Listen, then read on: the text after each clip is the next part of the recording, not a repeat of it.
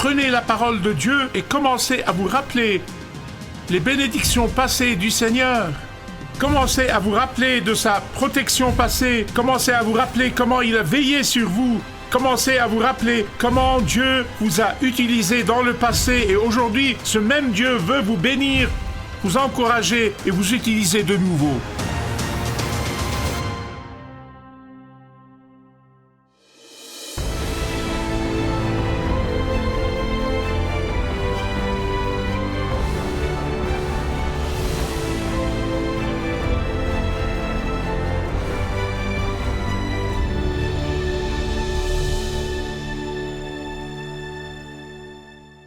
Celui-ci est le dernier des 8 messages, une série à propos des dernières paroles de l'apôtre Paul, la dernière épître qu'il a écrite en prison avant d'être décapité et d'aller être avec le Seigneur. Le résumé en fait de tout ce message est de ne jamais abandonner. N'abandonnez jamais la vérité biblique, n'abandonnez jamais la doctrine, n'abandonnez jamais l'autorité de l'Écriture. N'abandonnez jamais l'infaillibilité de la parole de Dieu, et il nous dit pourquoi, parce qu'elle est inspirée par Dieu.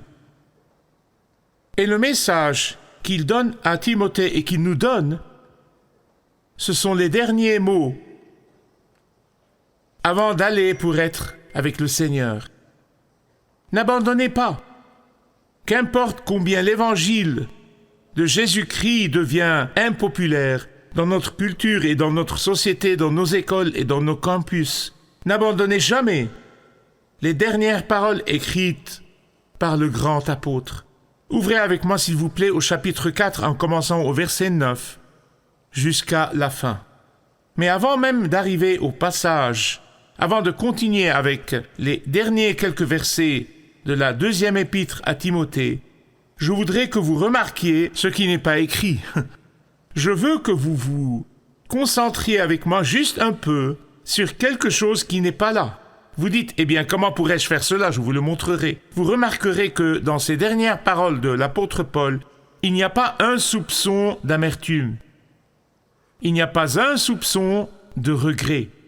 Il n'y a aucun type de remords. Et il n'y a pas de pensée d'angoisse. Plus tôt dans le chapitre, il a dit « Je suis complètement satisfait d'avoir combattu le bon combat. Je suis resté dans le combat, au milieu de la bataille. Je n'ai pas déserté pour aller vers l'ennemi. Je n'ai pas eu peur et fui. J'ai combattu le bon combat. Ensuite, j'ai couru la course. J'ai couru le marathon qui était devant moi. Je n'ai pas arrêté. Je n'ai pas cherché un endroit à l'ombre, mais j'ai couru toute la course et j'ai gardé la foi. Non changé, non modifié, non affaibli, j'ai gardé la foi. C'est une indication claire pour moi que le grand apôtre Paul rendait des comptes régulièrement avec Dieu. Il rendait des comptes régulièrement. Et donc, quand le moment est venu pour lui de mourir, il était juste prêt, il était prêt. Oh! Mais il y avait de la tristesse dans son cœur. Mais vous remarquerez qu'il ne s'apitoyait pas sur lui-même. Le chagrin qu'il a dans le cœur n'est pas pour lui-même. Le seul chagrin qu'il a est pour ceux qui ont abandonné la foi, ceux qui se sont détournés de la foi. C'est le chagrin le plus profond que vous verrez ici, le manque de courage de la part des autres croyants. C'est le seul chagrin qu'il a. Écoutez-moi bien, s'il vous plaît, c'est important. L'apôtre Paul a mentionné 17 noms dans ce passage court. 17 noms dans ce passage seul. Et ici, il ne suggère pas pour un moment que tous ses amis et ses collègues l'ont abandonné ou ont laissé la foi. Non. Il a dit que certains d'entre eux sont éparpillés et prêchent l'Évangile. Mais il a dit qu'il y a certains à Rome qui avaient peur et ils sont restés loin. Et il ne minimise pas la présence de Luc. Il a dit que tous sont partis sauf Luc. Il ne minimise pas le fait que Luc était là. Il déclarait juste un fait. Luc est le seul qui était là, debout, à son côté. Mais vous pouvez littéralement ressentir la profondeur de son angoisse concernant le fait d'être éloigné et séparé de toutes les églises qu'il a fondées. Vous pouvez ressentir son angoisse car il est séparé des amis qu'il a servis. Il ressentait cette angoisse d'être séparé d'amis pour qui il a prié, qu'il a servi ardemment, d'être séparé d'amis qu'il aime énormément. Mais la plus grande douleur qu'il ressentait dans ces derniers moments de sa vie, la plus grande douleur qu'il ressent dans ce passage, que nous voyons dans les dernières paroles, est qu'un compagnon ancien, qui était son compagnon dans le ministère, qui était son collègue dans le ministère, avait déserté pour aller dans le monde. Démas est mentionné 3 fois dans l'Écriture. 3 fois. Et ces 3 fois sont vraiment la biographie de cet homme connu sous le nom de Démas. C'est tout ce que nous savons sur lui. Et cette biographie représente une spirale descendante dans sa marche spirituelle, dans sa vie spirituelle. Un homme qui a bien commencé, mais qui a vraiment mal fini. Vous voyez, la première fois qu'il est mentionné est dans Philémon, verset 24. Et Paul a dit, Démas, mon collaborateur, mon cher collègue dans le ministère. Et ensuite, la fois suivante où il le mentionne est dans Colossiens chapitre 4, et il a juste été mentionné comme Démas. Et enfin, ici, dans 2 Timothée chapitre 4, la 3e fois où il est mentionné, Démas m'a abandonné par amour pour le monde présent.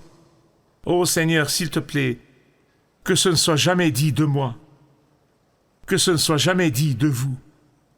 Nous savons que nous savons qu'il a pleuré pour les croyants rebelles de l'église de Corinthe. Et ici, il pleure pour Démas, qui a décidé de poursuivre le mirage du succès charnel au lieu de servir le roi des rois. Oh, quel dommage! Oh, quelle déception! Oh, quelle situation navrante! Démas m'a abandonné par amour pour le monde présent. Laissez-moi vous le demander. Y a-t-il un Démas dans votre vie qui vous brise le cœur? Prenez courage. Prenez courage. Dites cela avec moi. N'abandonnez jamais la prière pour eux.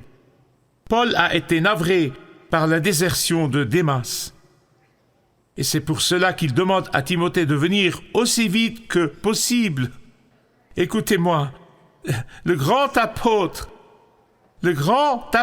des non-juifs, choisi par Dieu d'être transformé d'un persécuteur au grand apôtre Paul, qui a écrit la grande majorité du Nouveau Testament, a ressenti le découragement qui vient avec la déception. Donc ne vous sentez jamais mal quand vous êtes découragé de temps en temps.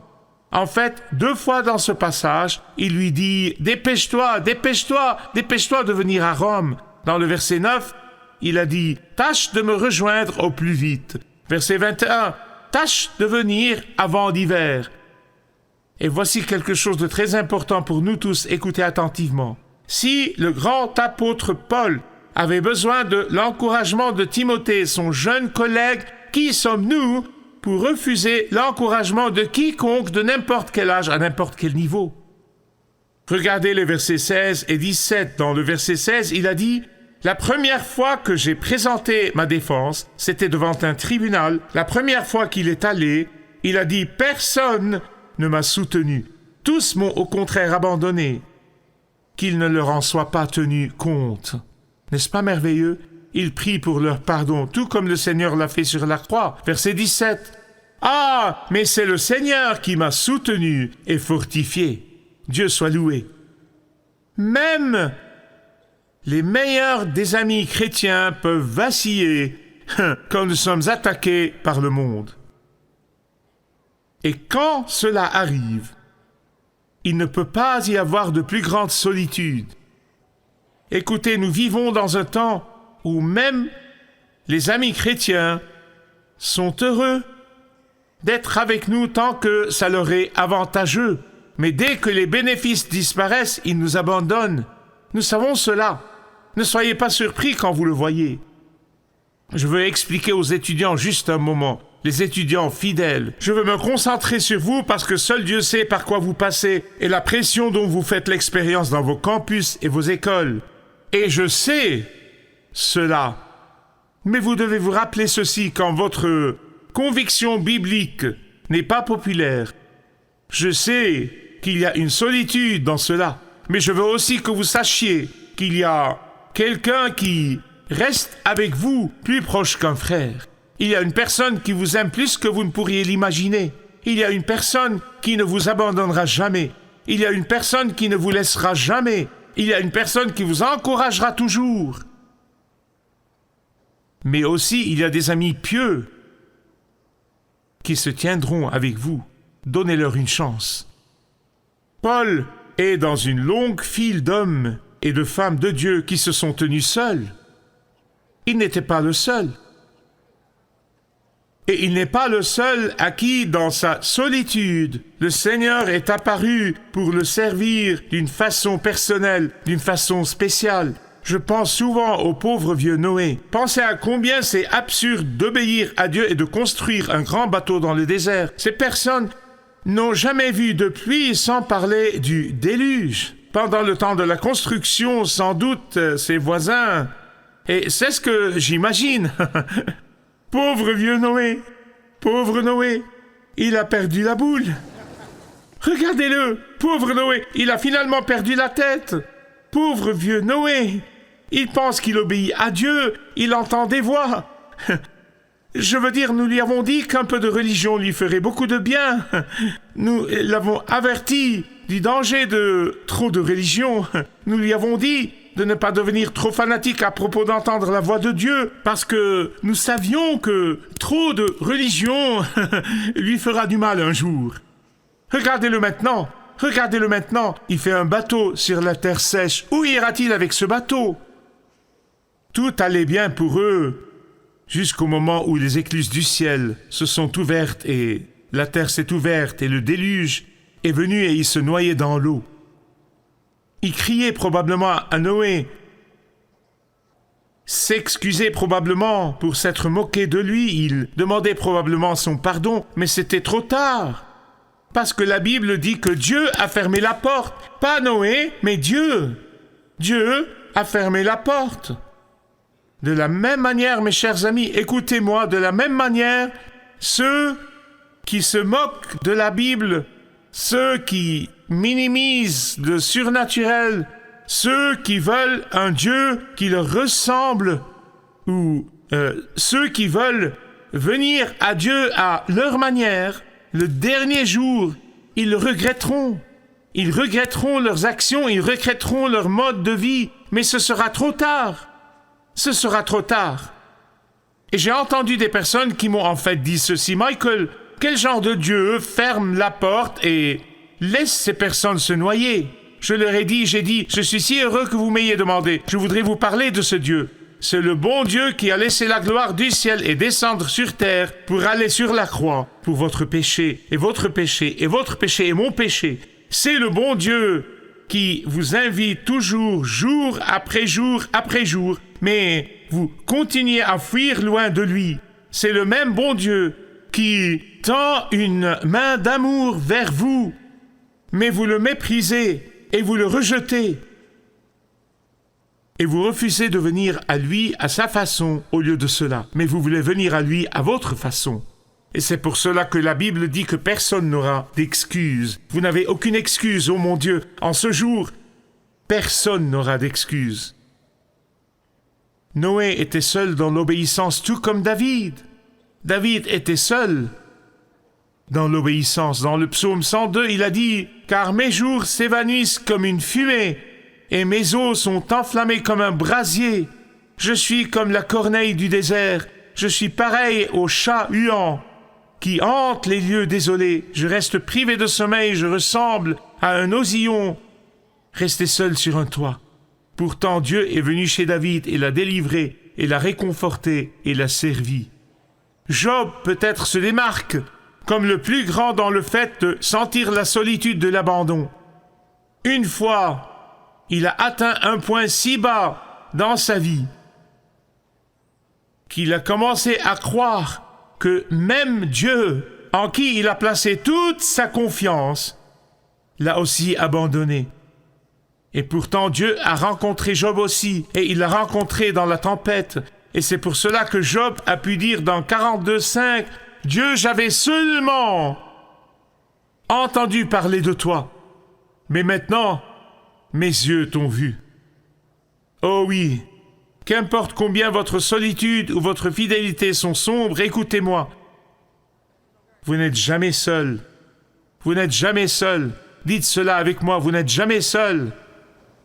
Et je ne peux pas parler de la solitude sans revenir à ma propre pensée et mémoire de toutes les fois où je me suis assis dans le jardin de Gethsémani.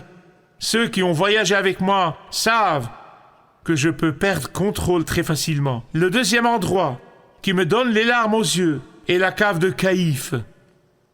Pensez à la solitude profonde de notre Seigneur Jésus, sans péché, parfait et pur. Non seulement ses amis et ses disciples ont-ils fui et l'ont-ils abandonné, mais sur la croix, il y a eu un moment. Ça pourrait être des nanosecondes et ça aurait pu être 2 secondes, nous ne savons pas. Je saurai ça quand j'irai au ciel, parce que c'est vraiment si profond. Je ne peux pas comprendre cela. Pendant un moment bref, quand votre péché et le mien étaient sur ses épaules, même le Père s'est détourné de lui, parce que ses yeux sont trop purs pour regarder le péché. Dans le jardin, il a demandé à ses meilleurs amis de le rejoindre dans la prière. Il ne pouvait pas. La dernière nuit, avant la crucifixion, il l'a passé dans la cave de Caïphe. Et c'est 4 murs avec un trou dans le plafond, d'où ils l'ont jeté. Et là, quand vous allez à cet endroit, il y a le psaume 22 en 22 langues du monde gravé dans cette cave pour que quiconque vient de partout dans le monde puisse lire le psaume 22. Et la tradition nous dit que Jésus a récité toute la nuit avant le jour de la crucifixion. Mon Dieu, pourquoi m'as-tu abandonné? Tu restes loin, tu ne viens pas me secourir malgré toutes mes plaintes. Question. Pourquoi notre culture ne sait-elle pas comment s'occuper de la solitude? Pourquoi, tellement dans notre culture, souffrent-ils dans le silence? Pourquoi tellement ont-ils peur d'admettre qu'ils sont seuls? Certains pensent qu'admettre la solitude est un signe de faiblesse. C'est faux. Même certains chrétiens pensent que ce n'est pas spirituel de dire « Hey, j'ai besoin de compagnie. J'ai besoin de compagnie. » À ce moment dans la vie de Paul, il ne se préoccupait pas du nombre de j'aime qu'il a sur Facebook. Il ne se préoccupait pas de combien de gens le suivent sur Twitter. À ce moment dans sa vie, il ne s'occupait pas des médias sociaux, non. Il se sent abandonné. Donc, au lieu de bouder, au lieu d'être rancunier à ce propos, il prie pour leur pardon. Que le Seigneur ne leur en tienne pas rigueur. Dans la deuxième moitié du verset 17, il dit « J'ai été délivré de la gueule du lion. » Qui est le lion? Pierre nous dit qui est le lion. Il rôde autour de nous comme un lion rugissant. Il est toujours en train de rôder, il est toujours en train de rugir. Et il met des pièges pour chacun d'entre nous. Il met des pièges pour les enfants fidèles du Dieu vivant. Il met toujours des pièges. Il mettait des pièges pour Paul. Il voulait que Paul abandonne la foi. Il voulait faire qu'il se détourne de la vérité biblique. Il essayait de le faire compromettre ses convictions. Il essayait de le faire sauver sa peau. Et Paul se réjouit parce que le Seigneur l'a délivré de tous les pièges du lion. Au moment de solitude, Satan met des pièges. Il met des pièges. Ce n'est pas le moment pour vous d'abandonner la compagnie chrétienne. Pourquoi? Parce que quand Satan essaye de vous tenter de penser que c'est votre fidélité qui cause votre solitude, alors les frères et les sœurs chrétiens vous rappelleront les promesses de Dieu. Certains d'entre vous passent peut-être par votre propre Gethsémanée privé à cause de votre obéissance à la parole de Dieu. Satan essaiera de vous piéger de tous les côtés.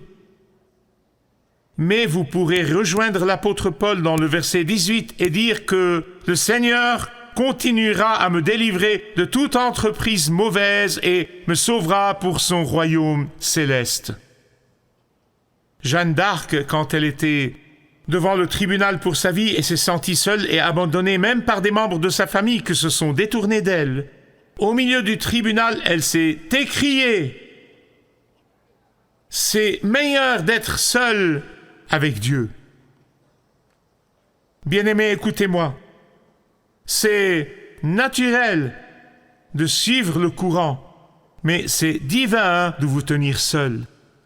C'est naturel de suivre le courant des gens et d'être porté par les vagues, mais c'est divin de se tenir droit et de résister au courant.